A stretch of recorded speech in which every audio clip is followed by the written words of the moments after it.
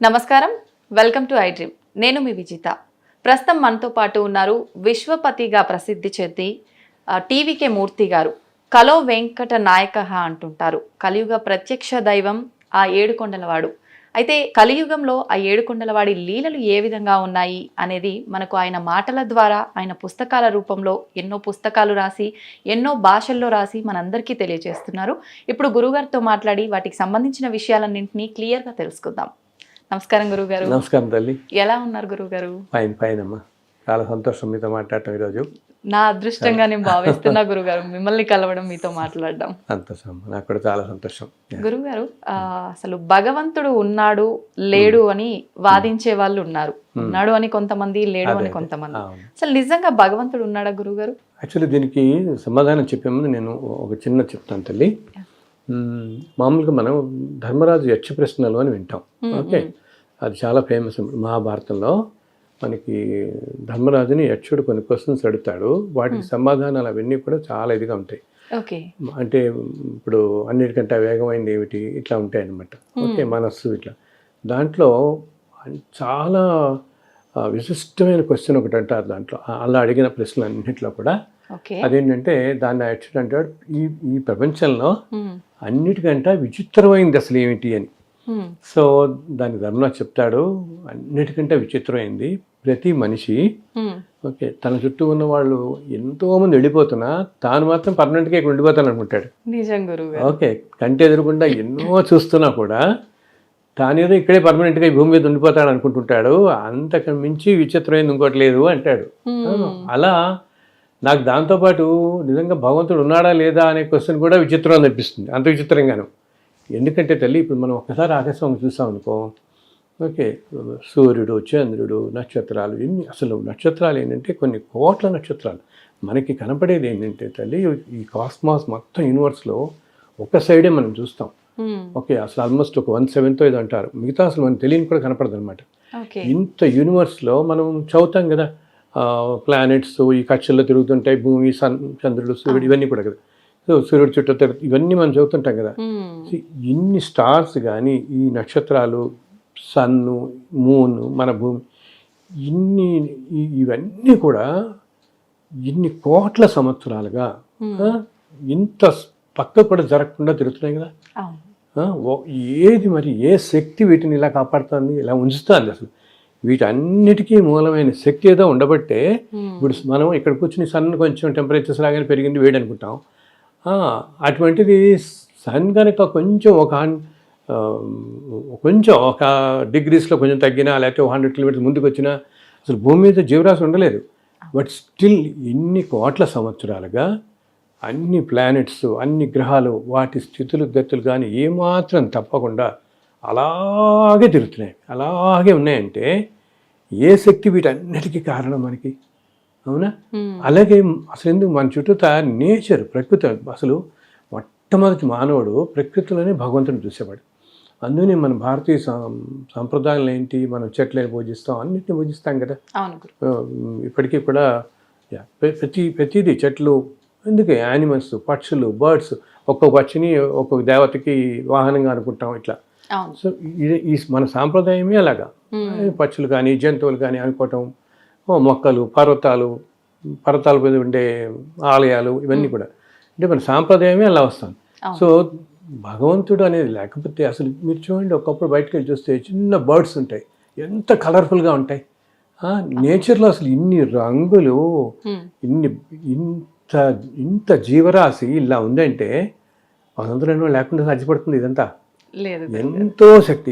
సైన్స్కి ఏంటంటే ఒక లిమిట్. ఇప్పుడు మనం సైన్స్తో మన వాళ్ళందరూ ఈ చంద్రగ్రహణం, సూర్యగ్రహణం ఇవన్నీ క్యాలిక్యులేట్ చెప్తున్నామే. మరి లక్షల సంవత్సరాల క్రితమే ఎప్పుడో ఏ కంప్యూటర్ లేని కాలంలోనే మన వాళ్ళందరూ చెప్పేవాళ్ళు కదా, ఫలానా రోజు వస్తుంది, ఫలానా రోజు. అసలేంటి సూర్యోదయం ఎప్పుడు, సూర్యాస్తమయం ఎప్పుడు, టైమింగ్స్తో సహా చెప్పగలిగేవాళ్ళు. అంత గొప్ప శాస్త్రాలు ఇవన్నీ అనమాట. అండ్ భగవంతుడు ఉనికి మనం అసలు మన లైఫ్ చుట్టూతా ఎంతో డైవర్జ్గా చూస్తాం లైఫ్ కూడా కదా. అంటే చూడు, నువ్వు ఏదో ఒక బ్రహ్మాండంగా చదువుకుని ఒక లైన్లో బాగా పైకి వద్దాం అనుకున్న మనిషి ఇంకో లైన్లో గడిపోతాడు, ఆ లైన్లో పైకి వస్తాడు కదా. అండ్ ఇలా ఎంతో డైవర్జ్. కొంతమంది ఏమో నేను అసలు ఇండియా దాటి వెళ్ళను, లైఫ్ లాంగ్ ఇండియాలో ఉంటాం అంటున్నాడు వాడు, ఇప్పుడు అమెరికాలో సెటిల్ అయిపోతున్నాను వెళ్ళిపోయి. అలా ఇలా ఎంతెంత డైవర్జ్ ఉందంటే, అండ్ మనుషుల ఆలోచనలు, మన ప్రభావం, అందరు మనుషులు ఒక తీరులో ఆలోచించారు కూడా అక్కడ. సో ఇవన్నీ కూడా ఏంటంటే ఇది ఒక సుప్రీం పవర్. ఆ సుప్రీం పవర్ని ఒక్కొక్క రిలీజియన్లో ఒక్కొక్క పేరు పెట్టుకుంటారు వాళ్ళు. But there is some power which is controlling all this universe. అసలు లేకపోతే మనం ఇన్స్టెంట్గా, నువ్వు ఆలోచించి ఇన్స్టెంట్గా చంద్రుడు ఒక స్టార్ వెళ్ళిపోయి ఇంకో స్టార్ని తగిలింది అనుకో, వెళ్ళి కొట్టుకుంది అనుకో, అసలు నథింగ్ విల్ బి దేర్. ఆ స్టార్ వచ్చేసి మూన్ కొట్టుకున్నాం, ఏదైనా సన్ కొంచెం ముందు జరిగిన, ఏది ఎక్కడికి లేకుండా పర్ఫెక్ట్ పొజిషన్స్లో అన్ని కక్షలు ఉన్నాయంటే ఎంత సుప్రీం శక్తి అయి ఉండాలి అది కాపాడుతుంది. సో దాన్ని మనం భగవంతుడు అంటాం. అది సో ఏంటంటే ఏ రూపం లేని ఒక స్వరూపాన్ని ఊహించుకుని ధ్యానం చేయడం మనుషులకు కష్టం కాబట్టి అది ఒక్కొక్క దానికి ఒక్కొక్క రకాల సృష్టి స్థితి లయ కారకుల్లాగా రకరకాల కారకుల్లో రకరకాల రూపాల్లో మనం ఆరాధన చేస్తున్నాం. ఒక విగ్రహం అనేది ఉంటే కానీ మనకి ఆ కాన్సన్ట్రేషన్ రాదు కదా ఆరాధించడానికి మనకి. సో ఈ రూపంలో ఉంటారు అనుకుని చెప్పి మనం ఆరాధించుతాం. బట్ పవర్ అనేది ఉంది, దట్ ఈస్ ది. అందుకని మహానుభావులు ఏం చెప్పేటప్పుడు ఏమంటారు, అన్నిటికీ మించిన సుప్రీం ఫోర్స్ గైడ్ చేస్తుంది ఈ యూనివర్స్ మొత్తాన్ని, ఇట్లా ఉంచింది ఇలా ఉంటుంది. భగవంతుడు అనేవాడు ఉన్నాడు తప్పకుండా. వేరు వేరు రూపాల్లో ఉన్న భగవంతుడు ఒక్కడే అంటారా గురుగారు? అసలు సుప్రీం ఫోర్స్ అనేది మాత్రం సృష్టి మొత్తానికి కారణమైన సుప్రీం ఫోర్స్ మాత్రం ఒకటే ఫోర్స్. ఆ ఫోర్స్ యొక్క రకరకాల రూపాలే ఇవన్నీ మన దేవతలు అందరూ, మన దేవతలు అందరూ కూడా ఆ శక్తి యొక్క రూపాలు అన్నమాట. అయితే గురుగారు, ఇప్పుడు గ్రహాల స్థితిగతులు భగవంతుని ఆజ్ఞ ప్రకారంగా భగవంతుడు నడిపిస్తే నడుస్తున్నాయి. సేమ్ అలాగే మనమందరం కూడా కదా తను నడిపించినట్టుగానే నడుస్తున్నాం కదా. అయితే భగవంతుని ఎందుకు ప్రార్థించాలి గురుగారు? ముందే డిసైడ్ అయిపోయి ఉంటుంది కదా. రైట్ మీరు కరెక్టే. భగవంతుడు ఒక విషయం తల్లి, భగవంతుడు ఏంటంటే ఎవరికి కూడా మనకి అటు భోగ భాగ్యాలని ఇచ్చేయడు, కష్టాలు పెట్టాడు. ఇదంతా మనం తెచ్చుకున్నదే. ఇప్పుడు మనం కొన్ని కోట్ల జన్మల నుంచి వస్తూ ఉంటాం మన ట్రావెల్లో. ఇన్ని కోట్ల జన్మల్లో ఏ జన్మలో ఏమున్నామో ఏం చేస్తామో మనకి తెలియదు కదా. సో వాటన్ని పాప పుణ్యాల ఫలితం ఈ జన్మ నడుస్తూ ఉంటుంది. అందుకని మనం ఇందాక చెప్పినట్టుగా నీకు ఇంత డైవర్జెంట్గా కనపడుతుంది. ఏంటి మనం అనుకుంటే, ఏంటి మనం ఇంత ధర్మంగా ఉన్నాం, చిన్నప్పటి నుంచి అందరికి సహాయం చేస్తున్నాం, అయినా మనం ఎందుకు కష్టాలు పడుతున్నాం, ఈ కష్టం నాకు ఎందుకు రావాలి అనుకుంటాం. అలాగే ఎట్ ద సేమ్ టైం సొసైటీలో మనం చూస్తుంటాం కదా, ఏంటి వీళ్ళు ఇంత క్రైమ్ చేస్తారు, ఇంత క్రిమినల్స్లా ఉంటారు, వీళ్ళ జీవితం బ్రహ్మాండంగా గడుస్తుంది, ఇన్ని కోట్లలో ఉన్నారు, న్యాచురల్ కదా ఇవన్నీ. మంచి చేసే వాళ్ళకి మంచి జరగదు, చెడు దారిలో వెళ్ళే వాళ్ళకి మంచి జరుగుతుంది అని కొన్ని చూస్తూ ఉంటాం. ఇవన్నీ కూడా కదా అన్యాయం చేస్తూ ఇలా అయినా మంచి అనుభవిస్తూ ఉండటం, ఇవన్నీ ఎందుకు అంటే ఇంతకుముందు మనం జన్మల్లో పోగు చేసుకున్న దాంట్లో అలా అన్యాయం చేస్తున్న మనిషి బహుశా ఇంతకుముందు 300-400 జన్మలో ఎంతో పుణ్యం చేసి ఉంటాడు. ఓకే, అదంతా ఇప్పుడు అనుభవిస్తున్నాడు. కానీ దానివల్ల ఇంత భోగభాగ్యాలు కదా అని వచ్చాయి కదా అని అనుభవించి అన్యాయం చేస్తే యాక్చువల్గా తల్లి ఏదన్నా మంచి ఒక విలాసవంతమైన జీవితం కానీ శుభప్రదంగా లైఫ్ చక్కగా సాగిపోవడానికి ఒక జీవితం మొత్తం ఏ ప్రాబ్లం లేకుండా మనిషికి తెలిసిపోకుండా గడిచిపోతుంది. దాంతోపాటు కలియుగం అంటే ధనం కదా, అందరికీ ధనం కూడా ఉంటూ వాళ్ళకి అన్నీ వచ్చాయంటే వాడు ఇంతకుముందు ఎన్నో జన్మల్లో ఎంతో పుణ్యం చేసుకున్నాడు అనమాట. మనిషి 400-500 జన్మల్లో పుణ్యం చేసుకోబట్టి. కానీ ఆ పుణ్యఫలంగా ఆ మనిషి అన్ని మంచితనంగా చక్కగా జీవితం శుభంగా గడుస్తూ ఉంటుంది. కానీ గడుస్తోంది కదా, నాకు అన్నీ ఉన్నాయి కదా అని అహంకారం వచ్చి గనక ఏదైనా అన్యాయాలు కానీ అక్రమాలు కానీ చేస్తే ఇంకా తర్వాత కొన్ని 100 జన్మలు ఇట్లా చేసిన వాళ్ళు ఏమవుతారు తెలుసా, కొన్ని 100 జన్మలు వైల్డ్లోకి వెళ్ళిపోతూ ఉంటాం, అంటే జంతు ప్రపంచంలోకి వెళ్ళిపోతారు వీళ్ళు. ఇంకా మానవ జన్మ కూడా రాదు ఇప్పుడప్పుడే, మానవ జన్మలో కూడా రాదు. ఇంత అన్యాయాలు చేసేవాళ్ళు కనుక విపరీతంగా అన్యాయం ఇప్పుడు చేస్తున్నప్పుడు అనుకోవచ్చు, నాకేముంది, నన్ను ఎవరేం చేస్తారు మనకి అనుకుంటాం. కానీ వీటన్ని ఈ రోజు నువ్వు ఇంత భాగ్యం అనిపిస్తున్నావు అంటే ఎంతో జన్మలో చేసుకున్న పుణ్యమే కదా. ఆ పుణ్యఫలం అంతా నువ్వు అనుభవించబట్టే నీకు ఏ క్వాలిఫికేషన్ లేకపోయినా, కొంతమంది చూడు నీకు ఏ చదువులో ఏ క్వాలిఫికేషన్ ఉండదు, ఏమి విజ్డమ్ ఉండదు, నాలెడ్జ్ ఉండదు, సబ్జెక్ట్ ఉండదు, తెలివి ఏముండవు, నీకు ఏముండకపోయినా నీకు అనుకోకుండా రకరకాల రీతుల్లో కొన్ని వేల కోట్ల డబ్బులు వచ్చేసి పడుతుంటాయి. ఓకే, ఇదంతా ఎందుకు, ఎంతో పుణ్యం చేసుకోబట్టి వచ్చింది కదా. మరి ఆ టైంలో మనకి ఈ మనిషికి గ్రహించాలి, నేను ఇలాగే ఇలా పుణ్యం చేసుకోవాలి తెచ్చుకున్నాను, ఈ జన్మలో కనుక ఇన్ని పాపాలు చేస్తే రేపొద్దు ఇదంతా అనుభవించాలిగా మళ్ళీ. అవును. ఇప్పుడు ఎంత హయ్యెస్ట్ అనుభవిస్తున్నాడో పాపంలో కూడా అంత హయ్యెస్ట్ అనుభవించాల్సి వస్తుంది నిజమే కదా. అవును సో అంత అన్యాయాలు చేసేవాళ్ళు మామూలు వాళ్ళందరికీ ఏమవుతుందంటేనేమో మనం చేసుకున్న పుణ్య పాపాలు, ఇప్పుడు కలియుగం అంటాం మనం, కలియుగం స్టార్ట్ అయ్యి ఇప్పటికి 5120 సంవత్సరాలు ఏదో దగ్గర దగ్గర, మనం చదివి 2024 ఇది ఇంగ్లీష్ క్యాలెండర్ ప్రకారం. ఓకే, సో కలియుగం ముందు ద్వాపరయుగం, కృష్ణుడు మహాభారతం చదువుతాం కదా మనం, అవును గురుగారు. కృష్ణావతారం సమాప్తైన క్షణంలో కలియుగం స్టార్ట్ అయిపోయినట్టు.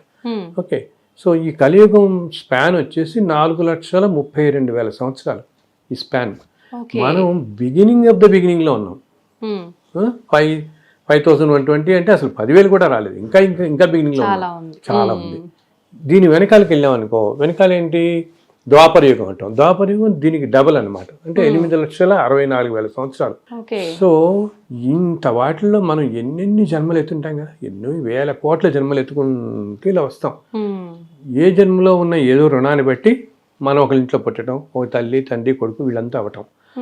సో ఈ జన్మల్లో చేసుకున్న పుణ్యం వల్లనే ఇంతకుముందు జన్మల్లో చేసుకుని ఈ జన్మలో మనం అనుభవిస్తూ, మనం చేసుకున్న పుణ్యానికి మనకి హాయిగా మనుపట్ల తినడానికి తిండి, భోజనం, ఈ కట్టుకోవడానికి మంచి బట్టలు ఇవన్నీ వస్తాయి.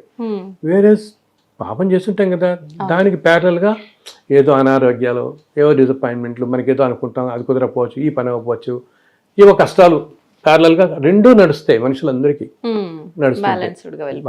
రెండు వెళ్తూ ఉంటాయి ప్రతి జన్మలోనూ కూడా. సో ఇలా అన్యాయం చేసేవాళ్ళు ఆ మాట అనుకోవాలి, నేను ఈరోజు ఇన్ని వేల కోట్ల సంపద తెచ్చుకుని ఇన్ని చేసుకుని చాలా సమాజంలో ఉన్నత పొజిషన్లో ఉన్నానంటే ఎంతో పుణ్యం చేసుకోబట్టి కదా. ఈరోజు నేను ఇన్ని అన్యాయాలు చేస్తామంటే మళ్ళీ కొన్ని వేల జన్మలో కష్టపడాల్సి వస్తుంది దానికి. అది కూడా ఏంటి, మామూలుగా కూడా కాదనమాట. నేను ఇలా విపరీతమైన ఇంకా ఏమంటాం, ఓ క్రిమినల్ యాక్టివిటీస్ కానీ ఇటువంటి వాటి అన్నిటికీ వెళ్ళే వాళ్ళకి అసలు జంతు ప్రపంచంలోకే వెళ్ళిపోతారని చెప్తున్నాను, శాస్త్రంలో చెప్తారు. ఇంకా మళ్ళీ మన మానవ జన్మ అన్నిటిలో కల్లా 84 లక్షల జీవకోటి ఇన్ని వీటిల్లో మానవ జన్మ అన్నిటికంటే ఉత్తమమైంది మనకి కదా. మానవ జన్మలోనే మనకి జ్ఞానం, మాట అన్నీ ఉన్నాయి మనకి, మన మనస్సు, మన ఆలోచన అన్నీ కూడా. సో భగవంతుడు ఏంటంటే ఆయన అన్నీ చూస్తూ ఉంటాడు, అంతేకాని ఆయన ఎవరికి కష్టం పెట్టాడు, ఎవరికి భోగభాగ్యాలు ఇవన్నీ మనం తెచ్చుకునేవే. ఓకే, అయితే ఏంటి, నువ్వు ఏదైనా విపరీతమైన మన కష్టాలు వచ్చినప్పుడు సాధారణంగా మనుషులు ఏంటంటే మరీ కష్టాలు వచ్చాయనుకో ఏమనుకుంటాం, ఏంటి స్వామి నేను ఇంత పుణ్యాత్ముడిని, ఇంత ధర్మంగా ఉంటాను, ఇన్ని కష్టాలు పడే అసలు నువ్వు లేవని భగవంతుడు లేడని ఇస్తారు కూడా అనేస్తారు, నిందిస్తూ ఉంటారు, నువ్వు ఉంటే ఇలా కష్టం పెడతావు నిజంగానే అనుకుంటారు. అలా అనుకున్న మనిషే ఆ క్షణంలో ఇంకోటి కూడా ఏమనుకోవాలి, నేను ఇప్పుడు ఈ మాత్రం 3 పూట్ల తిండి లభిస్తుంది కూడా ఆయనే కదా కారణం. అది కూడా లభించిన వాళ్ళని ఎంతమంది చూస్తాం మనం, ఎన్నెన్ని దేశాల్లోనూ ఆఫ్రికన్ కంట్రీస్ అవన్నీ చూస్తే అసలు తినడానికి తిండి వారం రోజులకు ఓ రోజు కూడా వాడు తినడానికి ఉండదు వాడికి పాపం. అంత దీన పరిస్థితుల్లో మనకి ఇదంతా బాగా గడుస్తున్నప్పుడేమో నువ్వు ఉన్నావు, నువ్వు ఇచ్చావు అనుకోము, ఏదైనా కష్టం కానీ నాయన నువ్వే అన్ని కష్టాలు మమ్మల్ని పెడుతున్నావు, అసలు ఉన్నావా అని అడతాం ఆయన్ని, అంతే కదా. సో అందునే కష్టాలు వచ్చినప్పుడు కూడా భగవంతుని మనం ప్రార్థిస్తే వచ్చే ఫలితం మనకి ఏంటంటే ఈ కష్టాలు తట్టుకునే శక్తి వస్తుంది మనకి, ఈ కష్టాలు తగ్గిపో మనకి, మనం అనుభవించాల్సింది ప్రారంభ కర్మ అనేది ఎవరు తీసేయలేరు. ఓకే, ఎన్నో జన్మలో చేసుకునే కర్మ అందుకని మనం ఎంతో ధర్మాత్మలు కూడా మనకు కనపడే వాళ్ళు పాపం ఎన్నో కష్టాలు పాలవుతుంటారు, చూస్తున్నాం కదా మనం పాలవుతుంటాం. ఎందుకో ఏదో జన్మలో ఈయన ఏదో చేసుకుని ఉంటాడు. అది కూడా ఏంటి, జస్ట్ నీ వెనకాల జన్మే కాదు, నేను ఎప్పుడో 1000 జన్మల క్రితం ఏదో చేసుకున్నాను అనుకో, అది ఇప్పుడు అనుభవానికి రావచ్చు. అర్థమైందా, ఈ జన్మలో మన అనుభవానికి రావచ్చు. సో మళ్ళీ కింద జన్మలో నేను చేసుకునేది 400 జన్మల తర్వాత రావచ్చు. సో ఏ జన్మలో చేసుకున్న పాప పుణ్యాలు ఏ జన్మలో తర్వాత వస్తాయనేది మనకు తెలియదు, అనుభవించడం మాత్రం తప్పదు. సో ఇలా వచ్చినప్పుడు ఏంటంటే మనం నైనా నువ్వు ఉన్నావు, నువ్వు చూసుకుంటావు నన్ను, నాకు శక్తి నువ్వు అని ప్రార్థిస్తే ఆయన్ని తప్పకుండా అటువంటి వాళ్ళకి భగవంతుడు ఖచ్చితంగా ఇస్తాడు. దానికి కూడా తల్లి నువ్వు ఎలా ఉంటుంది మనకి బాగా కష్టాలు అవి వచ్చినప్పుడు నువ్వు ఏదో 2 గంటలు పూజ చేయి, 4 గంటలు పూజ చేయి అంటే అంత కాన్సన్ట్రేషన్ ఉండదు మనిషికి కదా. ఓకే, సో జస్ట్ ఆయన మనసారా ప్రార్థిస్తే, ఆర్తితో ప్రార్థిస్తే, ఆయన ఎప్పుడు కూడా నాకు ఇది కావాలి, మీరు 10 లక్షలు పెట్టి యజ్ఞం చేయండి, లేదా యాగం చేయండి, రోజు నా కోసం మీరు చదవండి, ఆయన అట్లా ఎప్పుడు అనడు. ఓకే, మనం ధర్మంగా ఉంటూ మనం మనం మనం ఇప్పుడు మన కష్టాలు వచ్చినా ఇంకొకరిని నిందించక, ఇప్పుడు జనరల్ కష్టాలు అవగానే వాళ్ళు ఏమన్నా అంటారు, నీ వల్ల నాకు కష్టం వచ్చింది, అతను ఏదో కారణభూతులు అవుతాడు కానీ ఈ కష్టం నీదే, నువ్వు అనుభవించాల్సింది. కాబట్టి ఏదో రూపంలో ఎవరి ద్వారానో ఎవరితోనో వస్తుంది మనకి. కాబట్టి ఆయన మనం మనిషిని నిందించకూడదు. ఒక మనిషిని ఏదో అని ఇతని వల్లే నేను ఇలా అయిపోయాను, ఇలా చేసావు, అలాగే అసలు దేవుడే లేడు ఇట్లా అనకుండా, అయినా నువ్వు ఉన్నావు, నువ్వు మమ్మల్ని బయటపడేన ఆర్తి అంటాం చూసావు మనం, ఆ ఆర్తితో కనుక ఆయన్ని సింప్లీ వేడుకుంటే చాలు. రోజు ఒక్క నమస్కారం పెట్టి, స్వామి నాకు ఇవన్నీ తట్టుకునే శక్తి నాకు ఇవ్వు, తొందరగా బయటపడాయి అని సింపుల్ ప్రార్థన చేసిన అసలు ఆయనే చెప్తాడు చోట, కలియుగంలో కేవలం నా నామస్మరణకే ఇంతకుముందు యుగాల్లో తపస్సుకి యజ్ఞయాగాదులకి ఇచ్చేంత ఫలితం నా నామాన్ని స్మరిస్తే చాలిస్తానంటాడు. అంత ఈక్వల్ ఫలితం. సో బికాజ్ ఆయనకు అప్పుడే తెలుసు కలియుగం వచ్చే టైంకి వీళ్ళెవరికి టైం ఉండదు అంతా ఇవన్నీ చేసేంత భగవంతుడే మనకు ఆప్షన్స్ ఇస్తాడు, ఆప్షన్స్ ఇచ్చాడు. సో కష్టాలు వచ్చినప్పుడు ఇలా నైనా నువ్వు ఉన్నావు, నువ్వు మమ్మల్ని బయటపడేస్తావు అని మనం ధర్మంగా ఉంటే తప్పకుండా ఆ కష్టాలను తట్టుకునే శక్తి ఇస్తారు మనకి. అండ్ తొందరగా తగ్గుతాయి, వాటి తీవ్రత తగ్గుతుంది. ఏదైనా తీవ్రత తగ్గుతుంది, తొందరగా బయటపడగలుగుతాం. అండ్ అదే భగవద్ అనుగ్రహం సంపాదించడం అంటే, భగవద్ అనుగ్రహం కావాలి మనకి కష్టాలు ఉన్నప్పుడు అంటే ఆయన వేడుకోవటం అన్నమాట. మనసారా వేడుకోవటమే, వేడుకుంటూ మనం ధర్మంగా ఉండాలి. మనం గబుక్కుని మనకి ఇలా చేయండి కదా అని మనం కొంతమంది చాలా మంది ఏంటంటే జనరల్ మనుషుల నేచర్ ఎట్లా ఉంటుందంటే, మనకి ఏదైనా కష్టం కలగానే వాళ్ళు వీడికి ఎందుకు కష్టం కలగకూడదు అనుకుంటాడు ఇంకోటికి. It is natural human tendency కదా. అటువంటి వాటికి వెళ్ళకుండా అన్నిటినీ సమ్మెనంతో తీసుకుంటూ మనం ధర్మంగా ఉంటూ ఏదో పూర్వజన్మలో చేసుకుని నేను ఇప్పుడు అనుభవిస్తున్నాను స్వామి, తట్టుకునే శక్తి నాకు ఇవ్వు అంటే తప్పకుండా ఇస్తాడు. బికాస్ నేను అందరితో చెప్తాను, he is the kindest of all అంట. ఓకే, భగవంతుడు. అండ్ ఇంకొకటి ఏంటి, భగవంతుడికి తెలిసినట్టుగా మన గురించి ఎవరికి తెలియదు. మన తల్లిదండ్రులకి, ఎందుకు మన పిల్లలకి కానీ, మన భార్యకో భర్తకో ఎవ్వరికి కూడా రియల్గా మనం ఏమిటి, ఒక విషయంలో, ఒక సంఘటనలో, ఒక ఆలోచనలో మన ఆలోచన ఏమిటి అన్నది మన భగవంతుని మాత్రం తెలుస్తుంది కదా. మన వీక్నెస్లు, మన టెంప్టేషన్లు, మన కష్టాలు అన్నీ కూడా ఆయనకి తెలుసు కదా. సో ఈ definitely take care of us. తప్పకుండా ఆయన తెలిసినట్టు ఎవరు మనం అనుకుంటాం అనమాట. అయ్యో నీకేం తెలుసు, నువ్వు ఎక్కడో కూర్చున్నావు అని. ఆయన ఇక్కడ కూడా ఉన్నాడు, లేడు ఆ చుట్టూతా. అసలు అన్ని చోట్ల అసలు విష్ణువు అంటేనే అర్థం సర్వవ్యాపకుడు అని అర్థం. అన్ని చోట్ల వ్యాపించి ఉన్నవాడే అనమాట. అందుని మనం అంటుంటాం చూడండి, ఎక్కడ కూర్చొని తలుచుకున్నా. ఇప్పుడు ప్రహ్లాదుడు వీళ్ళందరినీ ఎలా రక్షించాడు ఆయన, ఎక్కడెక్కడ ఉన్నా ఆయన ఎదుర్కొంటారు లేడు కదా. అప్పటికప్పుడు ఎక్కడన్నా అన్ని చోట్ల ఉంటాడు ఆయన.